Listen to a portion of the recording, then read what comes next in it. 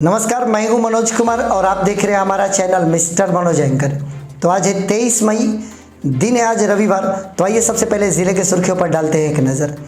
ज़िले में 89 लोगों ने और दे दी है कोरोना को मात। अब हमारे ज़िले में एक्टिव केसेस की संख्या बची है 361। सब्जी खेत की रखवाली करने गए वृद्ध की धारदार हथियार से की गई हत्या।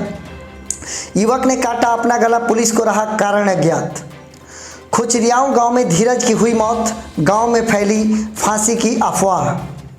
सर्पदंश के कारण किशोरी की मृत्यु, इलाज की जगह झाड़ फूक को दी गई वरीयता। आज जिले के 21 केंद्रों पर 18 से 44 वर्ष आयु वर्ग वाले 4500 लोगों को लगाया जाएगा टीका। 3 शादियां करने वाले पति ने अपनी तीसरी पत्नी को घर से निकाला। आईटीसी के ऑथोराइज्ड डिस्ट्रीब्यूटर ने डुमरांव के लिए दी सहायता। गुप्त सूचना के आधार पर डुमरांव पुलिस ने 10 लीटर देसी शराब को किया बरामद। परिवार के साथ मारपीट करने वाले शराबी को पुलिस ने गिरफ्तार कर पहुंचाया जेल। तो आइए अब खबरों को पढ़ते हैं विस्तार से। तो सबसे पहले हम तमाम जिलेवासियों को कोरोना का अपडेट दे दें। यह पहला ऐसा मौका है काफ़ी दिनों के बाद जब मैं न्यूज़ बुलेटिन बता रहा हूं, और इसमें मैं ये कहूँगा कि एक भी व्यक्ति की कोरोना के कारण मृत्यु नहीं हुई है। चैन की सांस लेंगे हम, लेकिन क्योंकि प्रतिदिन जब भी न्यूज़ बुलेटिन आता था बक्सर जिला प्रशासन के द्वारा जारी किए गए आंकड़े में किसी न किसी की मृत्यु अवश्य दिखाई जाती थी। तो अभी हमारे ज़िले में मृतकों की संख्या 120 पर रुकी हुई है। खुशी की बात यह है कि कल के जारी किए गए रिपोर्ट में पिछले 24 घंटे में 89 लोगों ने रिकवरी कर ली है। वहीं पर केवल 26 लोगों में संक्रमण की पुष्टि की गई है। कुल मिलाकर अभी हमारे ज़िले में 361 एक्टिव केसेस चल रहे हैं। साथ ही साथ हम आपको ये बताना चाहेंगे कि हमारे ज़िले में 6,74,000 टेस्ट किए जा चुके हैं। इनमें कुल मिलाकर 8,122 संक्रमित पाए गए, जिनमें अब 361 बचे हुए हैं। यदि आज हमारा ज़िला कोरोना मुक्ति के कगार पर खड़ा है, अगर किसी को श्रेय देना चाहिए तो निश्चित तौर पर ज़िले के जिम्मेदार नागरिकों को इसका श्रेय जाना चाहिए। ज़िले के नागरिकों के प्रयास के कारण, पुलिस के सार्थक प्रयास के कारण, ज़िला प्रशासन के सहयोग के कारण हम अपने ज़िले को कोरोना मुक्ति के कगार पर पहुंचा चुके हैं। कुछ और दिनों की बात है आपका और हमारा, अगर यूं ही हम सहजता, सजगता और धैर्य के साथ अपने आप को अपने घर तक सीमित रख पाते हैं तो हमारा ज़िला निश्चित तौर पर कोरोना को हराकर और कोरोना मुक्त हो जाएगा। तो हम आप तमाम ज़िलेवासियों को बधाई देते हैं कि जिस प्रकार से आपने अपने सजग नागरिक होने का, एक जिम्मेदार नागरिक होने का आपने परिचय दिया है। ये परिचय आप आगे भी देते रहेंगे। आगे बढ़ना चाहेंगे। सब्जी के खेत की रखवाली करने गए एक वृद्ध युवक की धारदार हथियार से हत्या कर दी गई है। इतनी नृशंस हत्या की गई है कि उस व्यक्ति का खुला चेहरा का वीडियो हम आपको दिखा नहीं सकते, क्योंकि उनके चेहरे को पूरी तरीके से नष्ट कर दिया गया है, क्षतिग्रस्त कर दिया गया है। ये घटना तिलक राय का हाथा ओपी क्षेत्र का है। मृतक का नाम छोटक गौड़ है, जिनके पिता का नाम विष्णुदेव गौड़ है। पारिवारिक सूत्रों के अनुसार जो बातें सामने आई, वो रात का खाना खाए और हर रोज़ की तरह वो खेत की रखवाली करने के लिए घर से निकल गए। खेत में उनका एक मचान बना हुआ है जहाँ पर उनका शव पाया गया है। वहीं पर जाकर खेत की रखवाली करें, तब तक रात्रि के समय में कोई आकर और धारदार हथियार से उनको मार दिया। परिवार वालों का कहना है कि किसी के साथ उनकी दुश्मनी भी नहीं थी। सुबह में जब वो घर नहीं लौटे तो परिवार वालों ने तलाश किया, गए खेत में पहुंचे तो उनका शव वहां पर पड़ा हुआ था। स्वयं डुमरांव डीएसपी के सिंह वहां पर पहुंचे, मामले की जांच पड़ताल की। उन्होंने ये कहा कि डॉग स्क्वाड की सहायता ली जाएगी और हत्यारे तक पहुंचने की कोशिश की जाएगी। एक ऐसा व्यक्ति जो इतनी गरीबी के हालात में जी रहा हो और उम्र के इस पड़ाव पर खड़ा हो, अगर उस व्यक्ति की भी कोई हत्या कर सकता है तो निश्चित तौर पर हम ये कह सकते हैं कि मानवता इस समय, इंसानियत ही इस धरती पर खतरे में है। चाहे कितना भी कारण हो, लेकिन इस प्रकार से किसी वृद्ध की हत्या करना, इसको कतई जायज़ नहीं ठहराया जा सकता। वहीं परिवार का कहना है कि किसी के साथ उनका विवाद भी नहीं था। पुलिस अब इस मामले की जांच पड़ताल कर रही है। डुमरांव डीएसपी ज़रूर कोशिश करेंगे और जल्द ही इस रहस्य से पर्दा उठाएंगे और जो भी कारण पता चलेगा हम आप तक पहुँचाने की कोशिश करेंगे। आगे बढ़ना चाहेंगे। लगातार इस न्यूज़ बुलेटिन में हमारे ज़िले के लिए मृतकों की खबर है, क्योंकि पिछले 24 घंटे में कई लोगों ने अपनी ज़िंदगी से हाथ गंवाई है। एक खबर और आ रही है कि एक युवक ने अपना गला काट लिया। परिवार वाले उसको लेकर सदर अस्पताल पहुंचे। डॉक्टर्स ने देखा कि बड़ी बेरहमी से उस युवक के गले पर और धारदार हथियार चलाया गया था। डॉक्टर्स ने उस युवक का उपचार करना शुरू किया, लेकिन खतरा इतना ज़्यादा था कि उस व्यक्ति को बचाया नहीं जा सका। खून से लथपथ उस व्यक्ति के शव को लेकर मृत्यु के पश्चात परिवार वाले अपने गांव लेकर चले गए। ये मामला औद्योगिक थाना क्षेत्र का है, जहां पर जो व्यक्ति सहोपारा गांव के रहने वाले थे, उनका नाम रोहित पांडे है। वो उनका उम्र 23 वर्ष है। जब पुलिस को ये बात पता चली कि 23 वर्ष के युवक ने अपना गला काट लिया, उसकी मृत्यु हो गई है, तो पुलिस गांव पहुंची। गांव पहुंचकर परिवारजनों से मुलाकात की और बात की। परिवारजनों ने बताया कि 8 बजे की ये घटना है। वो परिवार के लोगों के अनुसार युवक का मानसिक हालत ठीक नहीं है और युवक ने स्वयं ऐसा कर लिया है। बहरहाल पुलिस ने शव को कब्जे में लेकर पोस्टमार्टम के लिए भेज दिया है। अब मामला क्या है, युवक ने क्यों गला काटा, कैसे काटा, यह अभी तक रहस्य बना हुआ है। पुलिस पता लगाने की कोशिश कर रही है और पारिवारिक सूत्रों का कहना है कि मानसिक स्थिति ठीक न होने के कारण युवक ने ऐसा किया। आगे बढ़ेंगे। एक और दुखद खबर है। खोचरियाओं गांव में एक युवक धीरज सिंह की मृत्यु हो गई, जिनकी उम्र 45 वर्ष है। गांव में फांसी की अफवाह भी फैल पड़ी। जब ये घटना बगेन थाना क्षेत्र की है, पुलिस को जब ये बात पता चली तो पुलिस गांव में पहुंची, लेकिन पता चला कि परिजन पहले से ही शव को लेकर अंतिम संस्कार के लिए निकल चुके हैं। बगेन थानाध्यक्ष ने उस मृतक की पत्नी से बात की तो मृतक की पत्नी ने यह बताया कि स्वाभाविक मृत्यु है। हालांकि उसने इस बात को स्वीकार किया कि उनके बीच आपसी विवाद चल रहा था। वहीं घर के अन्य सदस्यों से जब बात करने की कोशिश की गई पुलिस के द्वारा, तो सब एक ही सुर में बात कर रहे थे, सब एक ही जैसा जवाब दे रहे थे। वहीं ग्रामीण सूत्रों का ये कहना है कि व्यक्ति बेरोजगार था और पारिवारिक कलह रोज हुआ करता था। परिवार के लोग पैसा न कमाने के कारण उसको ताना दिया करते थे, शायद इसी कारण उन्होंने आत्महत्या कर लिया। मीडिया इस रिपोर्ट की पुष्टि नहीं करता। पुलिस का ये काम है कि वह हकीकत का पता लगाए और हमें बताए और हम आप तक पहुंचाएं। लेकिन किसी भी व्यक्ति के लिए किसी भी समस्या का समाधान आत्महत्या में ढूंढना यह कतई जायज़ नहीं हो सकता। इसीलिए आत्महत्या को कभी भी सही नहीं ठहराया जा सकता।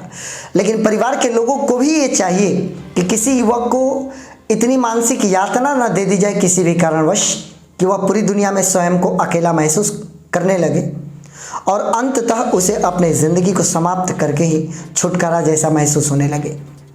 हम मृतक की आत्मा की शांति के लिए ईश्वर से प्रार्थना करते हैं और पुलिस की रिपोर्ट का इंतजार करेंगे। बाकी जो हकीकत पता चलेगा आप तक पहुंचाया जाएगा। एक और दुखद खबर है। सर्पदंश के कारण एक किशोरी की मृत्यु हुई है। ये घटना राजपुर थाना के कजरिया गांव की है। मृतक का नाम सोनम कुमारी है, जिसकी आयु महज 17 वर्ष है। उनके पिता का नाम रामाश्रय यादव है। बताया ये जा रहा है कि काम करने के दौरान किसी विषैले सांप ने उस किशोरी को काट लिया। परिवार वाले उस किशोरी को इलाज के लिए ना ले जाकर इधर उधर झाड़ फूंक के लिए दौड़ने लगे। जब कोई असर नहीं पड़ा और शरीर ठंडा पड़ने लगा, तब ये लोग डॉक्टर के पास पहुंचे। लेकिन जब तक ये डॉक्टर्स के पास पहुंचते काफ़ी देर हो चुकी थी और युवती वो किशोरी अपने ज़िंदगी से हाथ धो बैठी थी। लगातार इस बात को कहा जाता है कि आप ऐसी परिस्थिति में ईश्वर से प्रार्थना अवश्य करें, लेकिन दुआ और दवा दोनों को साथ लेकर चले। संभवतः सही समय पर अगर युवती को एंटीडोट दे दिया गया होता तो इसे बचाया जा सकता था। हमारे ज़िले में एक स्नेक रेस्क्यूअर है जिनका नाम हरिओम सिंह है। वो ज़िले के एकमात्र स्नेक रेस्क्यूअर है जो कि कई जगहों पर जहाँ पर भी सांप निकलता है और लोग इनको सूचना देते हैं, ये वहाँ पर पहुँचते हैं, स्नेक को रेस्क्यू करते हैं। इनसे भी जब इस बाबत बात किया गया तो इनका यही कहना है कि लोगों को अंधविश्वास की तरफ नहीं जाना चाहिए और तुरंत सांप काटने पर डॉक्टर के पास पहुंचना चाहिए और इलाज लेना चाहिए। सोचिए, एक ऐसा युवा जो कि सांपों के साथ दिन रात खेलता हो, वो भी ये कहता है कि इलाज के लिए ही जाना चाहिए। हम तमाम ज़िलेवासियों से ये चाहेंगे कि आप ऐसी परिस्थिति आने पर इलाज का सहारा लें। दवा और दुआ, अगर आप दुआ में विश्वास करते तो निश्चित तौर पर ईश्वर से प्रार्थना करें, लेकिन इलाज के साथ साथ। आगे बढ़ें। आज हमारे ज़िले के 21 केंद्रों पर टीका लगाया जाएगा। यदि आप 18 से 44 आयु वर्ग के बीच के हैं तो आप ज़िले में बने हुए 21 केंद्रों पर जा सकते हैं। कुल मिलाकर 4500 लोगों को आज टीका दिया जाएगा। हमारे ज़िले में आज बक्सर, डुमरांव, ब्रह्मपुर, नवानगर, सिमरी, चौसा, चक्की, चौगाई, इटाड़ी, केसठ और राजपुर के अलग अलग केंद्र जो बनाए गए हैं वहाँ पर टीकाकरण किया जाने वाला है। यदि आपने अपना स्लॉट बुक कर लिया है तो आप समय पर पहुंचे और टीकाकरण कराएं। टीकाकरण के बारे में जो अफवाहें फैली है उस पर ध्यान न दें। टीकाकरण कराना कोरोना से बचने का सबसे आसान उपाय है, अतः आप स्वयं भी कराएं। और कोई अगर व्यक्ति इस कारण भय में है कि टीका लेने के बाद उनके जीवन को खतरा आ जाएगा तो आप उनको समझाएं कि ऐसा बिल्कुल नहीं है। करोड़ों लोगों को टीका लगाया जा चुका है और सब पर टीका सफल रहा है, अतः आप टीकाकरण अवश्य कराएं। आगे बढ़ेंगे। 3 शादियां करने वाले एक पति ने अपनी तीसरी पत्नी को घर से निकाल दिया। वो युवती निकल पड़ी आत्महत्या करने के लिए गंगा सेतु की तरफ। वो तो शुक्र मनाइए भगवान का कि पुलिस वालों की नज़र पड़ गई लॉकडाउन होने के कारण कि एक अकेली युवती भटक रही है। पुलिस ने जब युवती से बात करनी शुरू की तो युवती ने अपनी पूरी व्यथा पुलिस वालों को बता दी। उसने बताया कि वो कोचस की रहने वाली है और उसके पति यहीं बक्सर में कार्य करते हैं जिससे कि उसकी शादी हुई है। उसने पुलिस वालों को बताया कि वो अपने पति की तीसरी पत्नी है। पहली पत्नी से उनका अलगाव हो गया था, दूसरी पत्नी का देहांत हो गया था तो तीसरी शादी इनसे की।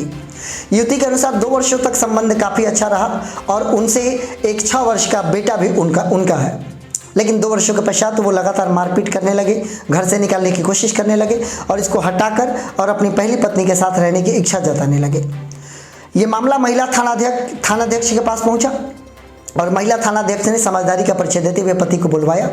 पति और पत्नी के बीच सुलह कराई और हिदायत दी कि आपने अगर शादी किया है तो आप इस संबंध को निभाएं और इस प्रकार का कोई कार्य न करें जिससे कि पुलिस को सख्ती से पेश आना पड़े। बहरहाल हम महिला थानाध्यक्ष के समझदारी की प्रशंसा करते हैं और शादी करने से पहले ही कुछ बातों पर विचार विमर्श कर लेना आवश्यक होता है, लेकिन जब शादी हो जाए तो अब कोई चारा नहीं है। अतः आप प्रयास करें कि जब आपने शादी कर ही लिया है तो संबंध को निभाएं और एक दूसरे का साथ न छोड़ें, अन्यथा कोई आत्महत्या करेगा, किसी पर पुलिस केस फाइल होगा और दोनों की ज़िंदगी तबाह हो जाएगी। आगे बढ़ेंगे। आईटीसी के ऑथोराइज्ड डिस्ट्रीब्यूटर ने डुमरांव के लिए सहायता की है। आईटीसी लगातार जिले के अलग अलग क्षेत्रों में सहायता करते आ रही है इस कोरोना काल में। अभी फिलहाल हैंड वॉश, साबुन, सैनिटाइजर प्रदान किया गया है डुमरांव आपदा प्रबंधन को भजन लाल बालदेव दास के द्वारा। आईटीसी के हम इस प्रयास की सराहना करते हैं और हम आपके तमाम जो डीलर से जो लगातार कोरोना काल में ज़िले की सहायता कर रहे हैं, हम आपको शुभकामनाएं देते हैं। आगे बढ़ेंगे। पुलिस को मिली गुप्त सूचना कि नंदन गांव में देशी शराब का धंधा चल रहा है। पुलिस ने की छापेमारी और पुलिस ने जो सूचना दी, जो रिपोर्ट जारी किया उसके अनुसार नंदन गांव में 10 लीटर देशी शराब बरामद किया गया है। हालांकि पुलिस का ये कहना है कि वो कारोबारी को गिरफ्तार नहीं कर सके, लेकिन शराब के बैन होने के बावजूद जहरीली शराब का निर्माण जोर शोर से चल रहा है जिससे कि लोगों का स्वास्थ्य बुरी तरीके से प्रभावित हो रहा है। पुलिस ने शराब को बरामद कर नष्ट कर दिया है और कारोबारी को गिरफ्तार करने की कोशिश कर रही है। आगे बढ़ेंगे। परिवार के साथ मारपीट करने वाले एक शराबी को सिमरी थाना ने गिरफ्तार करके जेल भेज दिया है। ये घटना सिमरी थाना क्षेत्र के अंतर्गत आने वाले काजीपुर गांव की है, जहां पर एक शराबी शराब पीकर अपने ही परिवारजनों से झगड़ा कर रहे थे, जिसके बाद मजबूरन परिवार वालों को पुलिस की सूचना देनी पड़ी। सिमरी थानाध्यक्ष राहुल कुमार वहां पर पहुंचे, जो कि शराब माफियाओं के लिए पर अंकुश लगाने के लिए विख्यात हैं। इन्होंने उस शराबी को गिरफ्तार किया और जेल की हवा खिला दी। कई बार शराब न केवल आपके शरीर के लिए नुकसानदायक होता है, बल्कि शराब आपके रिश्ते के लिए भी नुकसानदायक होता है। यही शराब रिश्तों में दरारें डाल देता है।